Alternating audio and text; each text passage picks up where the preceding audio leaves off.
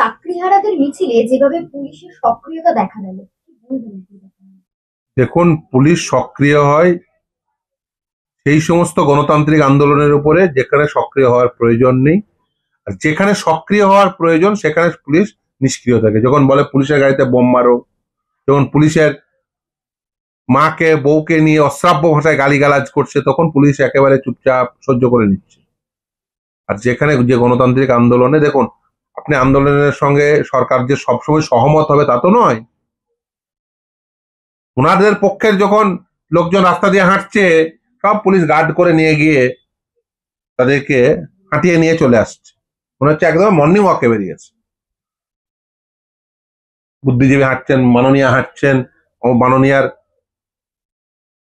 তোষামোদকারীরা হাঁটছেন, পুলিশ একেবারে গার্ড করে নিয়ে যাচ্ছে। আর ছেলে মেয়েরা তারা তাদের কথা বলবে, আপনার অপছন্দ নাই, অপছন্দ হতেই পারে, পছন্দ নাই হতে পারে, ট্রেন থেকে বাস থেকে তাদেরকে নিয়ে আসছে। কেন? তার কারণ গণতান্ত্রিক আন্দোলন করতে দেবো না। আর এর মাধ্যমে দিয়ে বার্তা দিচ্ছে যে কেউ চাকরি চুরি নিয়ে মুখ খুলবে না। এই করে কি আর মুখ খোলা বন্ধ করা যাবে না? উনি ভুল করছেন। যত বেশি নিম্নমুখী চাপ দেন না, তত বেশি ঊর্ধ্বমুখী চাপ খেতে হবে। এটাই গণতন্ত্রের নিয়ম। কিন্তু যেভাবে যে শিক্ষকদের শৌচালয় থেকে শুরু করে বাস স্ট্যান্ড, মেট্রো স্টেশন থেকে শুরু করে যেভাবে আটক করা হলো, যেভাবে অপরাধীদের আটক করা হয়, হকের চাকরি চাওয়াটা কি অপরাধ? দেখুন, হকের চাকরি এই রাজ্যে চাওয়াটা হচ্ছে অপরাধ। এখানে চাকরি পাওয়া যাবে শুধুমাত্র অর্থের বিনিময়ে। মমতা ব্যানার্জির কাছে তারাই ভালো যারা হচ্ছে টাকা দিয়ে চাকরি পাবে, আর বাদ বাকি কারোর চাকরি মমতা ব্যানার্জি রাখতেই দেবে না। কারণ ও চেষ্টাই করবে যাতে তাদের চাকরি চলে যায়, গিয়ে আবার ওই চাকরিটা আবার বিক্রি করতে পারে, আবার 2 নম্বরই করার ধান্দা। এক্স্যাক্টলি এসএসসি তে তাই হয়েছে। আগে ইন্টারভিউ নাম্বার ছিল 10, এখন করা হয়েছে ইন্টারভিউ প্লাস লেকচার ডেমো 20 হয়ে গেল। আগে টিচিং এক্সপিরিয়েন্সের কোনো নাম্বার ছিল না, টিচারই টিচার হবে, নতুন কাউকে টিচারই ওই পদে বসানোরই দরকার নেই। বলছে কন্ট্রাকচুয়াল টিচারও তারা 10-এ 10 পাবে। ও দেখবেন বাজারে এক্সপিরিয়েন্স সার্টিফিকেট বিক্রি হবে। আগে ওএমআর 0 পাওয়া 53 করেছে, এখন বাজারে প্রশ্ন বিক্রি করে টাকা তুলবে, প্রশ্ন বিক্রি করে টাকা তুলবে। ইন্টারভিউর মার্কসের যেমন মার্কসে 20-তে 20 দেবে, দিয়ে টাকা তুলবে, এই করে টাকা তুলবে। বাজারে টাকা তোলার ধান্দাবাজি। 26,000 এসএসসি শিক্ষকদের দেখলাম, এরপরে প্রাথমিকে ভর্তি হয়ে তাদের ভবিষ্যৎ কি হতে চলেছে? দেখুন, পশ্চিমবঙ্গে বর্তমানে মমতা ব্যানার্জির আমলে যাদের চাকরি হয়েছে সকলের ভবিষ্যৎই খুব অন্ধকারময়, বেশিরভাগ। এবং সেটা মমতা ব্যানার্জির জন্য, ওর চুরির জন্য। একটা মহিলা যে গোটা রাজ্যের এই পরিস্থিতির জন্য দায়ী। একেবারে চিটফান্ড চুরি থেকে শুরু করেছে, চিটফান্ড, তারপরে এই চাকরি চুরি, বালি চুরি, গরু চুরি, কি চুরি নেই, চাল চুরি, সব চুরি রয়েছে। সমস্ত রকম চুরি করে এখন সকলের ভবিষ্যৎ জলাঞ্জলি দিয়েছে। আর তারা এই দুর্বিষহ পরিস্থিতির মধ্যে পড়েছে, সমস্ত ছেলেমেয়েরা। কিন্তু তিনি তো বলছেন কয়লা, গরু এগুলো সব বিএসএফ এর আন্ডারে, সেন্ট্রালের আন্ডারে আসে, রাজ্য সরকারের হাতে নেই। মিথ্যা অপবাদ। বর্ডারটা তো বুঝলাম ওই বিএসএফ এর, আর গোটা রাজ্যটা কার? গরু হাঁটিয়ে নিয়ে যাচ্ছে কোথা দিয়ে? কয়লার ক্ষেত্রেও তাই, কয়লা উঠছে কোথা থেকে? সেই অঞ্চলের এমএলএ কে, সেই ক্লাবের সেক্রেটারি কে, যে যে অঞ্চলের, এই ক্লাব থেকে শুরু করে এমএলএ এমপি সব তৃণমূল, চুরি হচ্ছে। এই রাজ্যে চুরি হচ্ছে, আর মমতা ব্যানার্জি জানেন না ওর অনুপ্রেরণা ছাড়া হচ্ছে, তাকে বিশ্বাস করেন?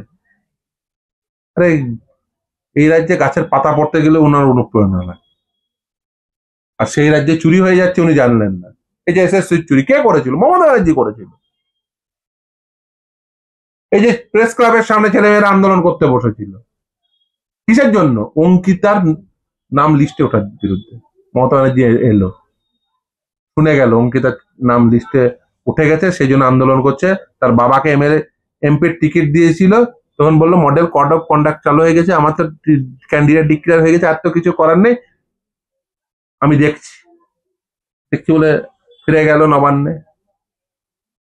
ইনসানরা আন্দোলন করছিল, ইনসানদেরকে হাত ধরে তাদেরকেও 2 নম্বরই করে চাকরি দিয়ে দিল র্যাঙ্ক জাম্প করে। আপনি ফিরে গিয়ে অঙ্কিতার চাকরিটা বাতিল করলেন না কেন?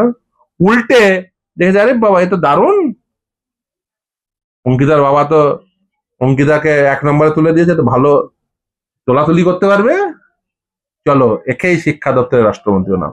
পরবর্তী হেরে যাওয়ার পরে ওকে আবার এমএলএ বানিয়ে শিক্ষা দপ্তরের রাষ্ট্রমন্ত্রী বানিয়েছিল। কে বানিয়েছিল? মমতা ব্যানার্জি। চুরি কে করেছিল? মমতা ব্যানার্জি। দেখবেন এই যে হাইকোর্ট সুপ্রিম কোর্টের রায় হলো, রায়ের পরে মমতা ব্যানার্জির প্রতি কোনো নির্দেশ ছিল? রায়ে মমতা ব্যানার্জির প্রতি কোনো নির্দেশ ছিল না তো। উনি সাংবাদিক সম্মেলন করতে বসে পড়লেন কেন? কারণ ওনাকে বার্তা দিতে হবে অযোগ্যদের। অযোগ্যরা চাকরি কিনেছে, পয়সা পেয়েছে কে? মমতা ব্যানার্জি। অযোগ্যদের বার্তা দিতে হবে, ওদের আলাদা দপ্তরে ঢুকিয়ে দেব, চিন্তা নেই, কারোর চাকরি যাবে না। বলছে কিসের জন্য? যোগ্যদের দেখে নেবো, তারপরে অযোগ্যদেরও দেখে নেবো। অ্যাকচুয়ালি দাগিদের দেখে নেবো, অদাগিদের দেখে নেবো, তারপরে দাগিদেরও দেখে নেবো। সেন্টের শব্দের অর্থ কলঙ্কিত, দাগি। ওদের পয়সা ফেরত লাগবে, আমরা সমস্ত ডকুমেন্ট আমার কাছে আছে। ভাববেন না যে ডকুমেন্ট নেই। তখন দেখতে চান, সব ডকুমেন্ট রেখে দিয়েছে। একটা ক্যান্ডিডেটও যদি ঢুকে, কি পরিণতি করবো দেখবে। যে সরকারের জন্য দুর্নীতিতে চাকরি গেল, সেই সরকারই তো আবার পরীক্ষা নেবে, তাহলে সেই পরীক্ষাটা কতটা দুর্নীতি মুক্ত হতে চলেছে? এই চোরেরা থাকলে কি করে হবে? আর চোরদের বেঁচেছে জনগণ, জনগণকে দায়িত্ব নিতে হবে। আমি ওই জন্য বলেছি এরকম সাইজের বাঁশ কেটে রেখে দেবেন, টাকা চাইতে এলেই প্রয়োগ করবেন। এই নতুন করে যে পরীক্ষা নেওয়া, সেটা কি আবার নতুন করে দুর্নীতি করারই একটা পরিকল্পনা? দেখে তো তাই মনে হচ্ছে। আগে ইন্টারভিউ ছিল 10 মার্কস, এখন কত? 10 + 10 20। আগে একাডেমিক পারফরমেন্স 35, এখন কত? 10। টিচিং এক্সপিরিয়েন্স কন্ট্রাকচুয়ালরাও পাবে, বিক্রি হবে বাজারে এক্সপিরিয়েন্স সার্টিফিকেট। 2 দিন পর থেকে দেখবেন এক্সপিরিয়েন্স সার্টিফিকেট বিক্রি হচ্ছে। আমাকে আজকেই বললো ছেলেমেয়েরা যে কন্ট্রাকচুয়ালটা কিসের জন্য রেখেছে। আমি একটা স্মরণ সভায় গেছিলাম, বলছি বাজারে রটে গেছে, এক্সপিরিয়েন্স সার্টিফিকেট বিক্রি হবে। ভাবুন, গতকাল নোটিফিকেশনে যায়, আজকে বাজারে রটে গেছে, এক্সপিরিয়েন্স সার্টিফিকেট বিক্রি হবে।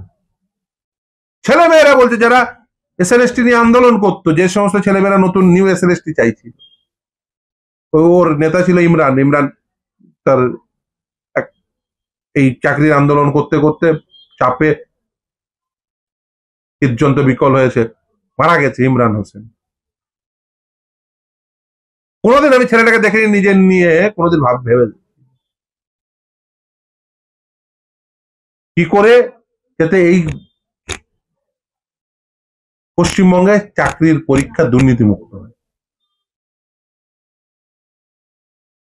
জাস্ট একটাই প্রশ্ন, এই যে শিক্ষকদের, এই চাকরিহারা শিক্ষকদের এক অংশ যাচ্ছে নবান্নে, নবান্ন অভিযান করছে, এক অংশ যাচ্ছে সুপ্রিম কোর্টে, আবার এক অংশ বলছে যে আমরা মুখ্যমন্ত্রীর পাশে আছি। এই যে একটা ছন্ন ছাড়া পরিবেশ তৈরি হচ্ছে। মুখ্যমন্ত্রীর পাশে তারাই থাকবে আইদার 2 নম্বরই করে চাকরি পেয়েছে, আর না হলে সে কটা হচ্ছে একেবারে বোকা। মুখ্যমন্ত্রীর সঙ্গে তারাই থাকবে আইদার 2 নম্বরই করে চাকরি পেয়েছে, অথবা যারা নিজেদেরকে বোকা বানাতে চায়, নিজেদেরকে প্রতারিত করতে চায়, তাদের ঠিক করতে নেবে তারা কোন কোটা ক্যাটাগরিতে পড়বে। আইদার তারা 2 নম্বরই, না হলে নিজেকে প্রতারিত করে। ওকে বিশ্বাস করে টপ এই যত দুর্নীতির মূলে হচ্ছে মমতা ব্যানার্জি। দুর্নীতি করেছে মমতা ব্যানার্জি, দুর্নীতি করিয়েছে মমতা ব্যানার্জি, আর ওর হাত যে ধরেছে তার পরিণতি ভয়ঙ্কর হয়েছে। সে ইনসানি হোক, আর সে অঙ্কিতার বাবা পরেশচন্দ্র অধিকারীর হোক, ওর হাত যে ধরেছে সেই পচে গেছে।